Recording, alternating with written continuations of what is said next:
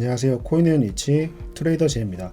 오늘 시황 영상은 FOMC 금리 결정이 잘 마무리가 되었죠. 그래서 이 금리 결정하는 날, 특히 새벽이기 때문에 이 새벽에 매매하시는 방법 크게 두 가지를 말씀을 드릴 거고, 점도표 그리고 기자회견 요약을 간략히 설명해 드리겠습니다. 중요한 부분만 말씀드릴 테니까 영상 잘 봐주시고 구독과 좋아요 한 번씩 눌러주시면 좋을 것 같아요.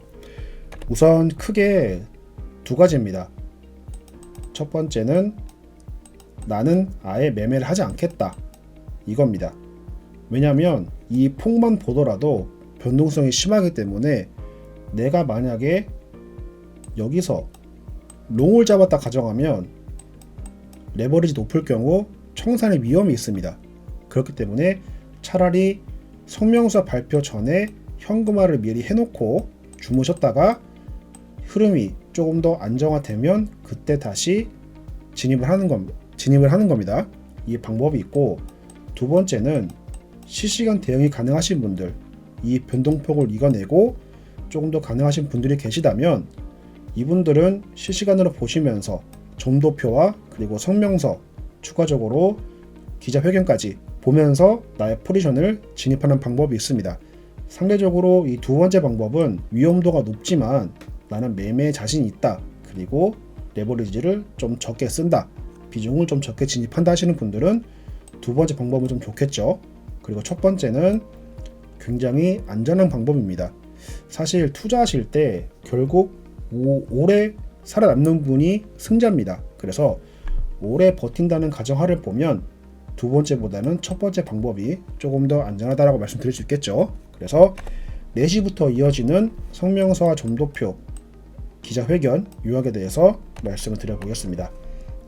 첫 번째는 점도표입니다. 점도표를 보시게 되면 내년 23년도 그리고 롱텀까지 보시면 좋을 것 같은데, 키포인트는 여기입니다.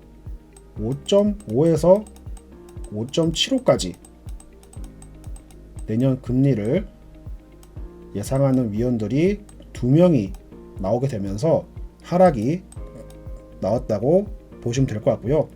대부분의 위원들은 5%에서 5.5%를 예상했습니다. 시장도 이렇게 봤었습니다. 하지만 25bp가 높은 금리 예측이 나오게 되면서 낙폭을 키웠다라고 보시면 될 것 같고, 그 이후에 4시 반에 기자회견 있었죠. 기자회견을 보시기 전에 간략히 블룸버그에서 정리한 내용입니다. 앞에 사진과 똑같고요.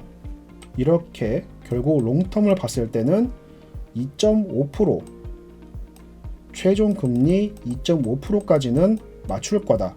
즉 금리 인하는 있을 거지만 동결은 없을 거고, 인상할 때 결국 지표들을 많이 참고하겠다라는 의견을 여기서 볼 수 있었습니다.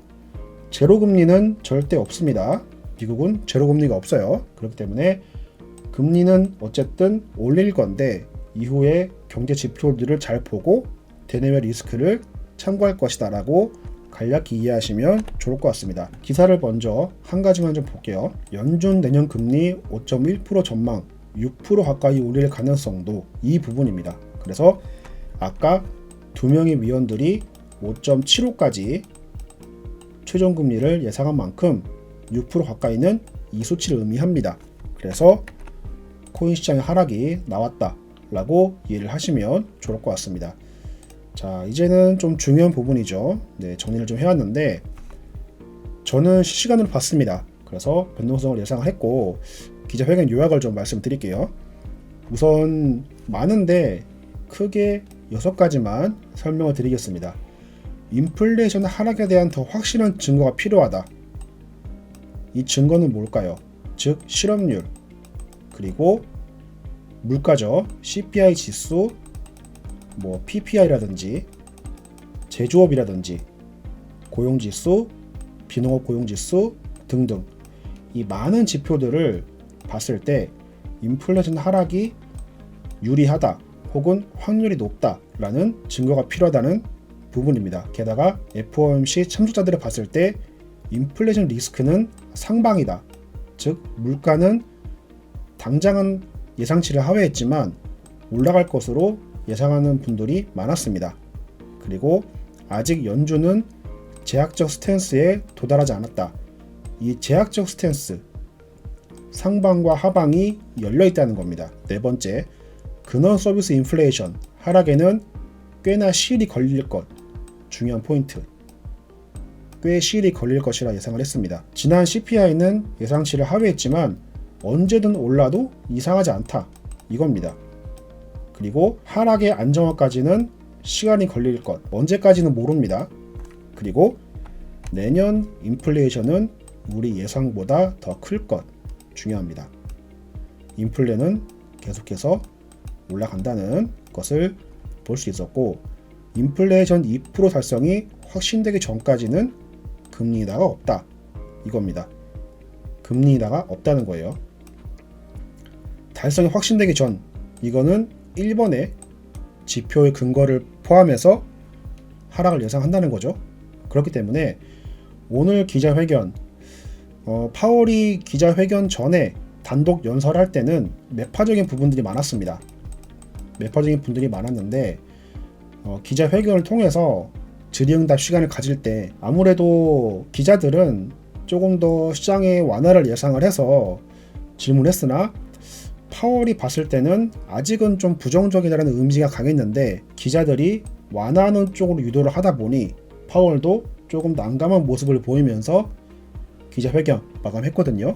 그래서 결론적으로 봤을 때는 시장은 아직 부정적이다 라고 체크하시면 좋을 것 같습니다. 여기다가 성명서를 봤을 때 우크라이나 전쟁, 우크라이나 러시아 전쟁, 이 리스크가 굉장히 중요합니다. 그래서 일단 CPI 끝났죠. FOMC 끝났습니다. 그러면 남아있는 리스크는 뭘까요? 힌트를 드렸습니다. 영상 속에 힌트가 있기 때문에 체크하면서 그 해당 리스크에 대한 재료 파악하시면 조금 더 시장 대응하기가 쉬울 것이라 예상을 합니다. 오늘 시황 영상 여기서 간략히 마치고 저는 다음 영상에서 다시 인사드리겠습니다. 감사합니다.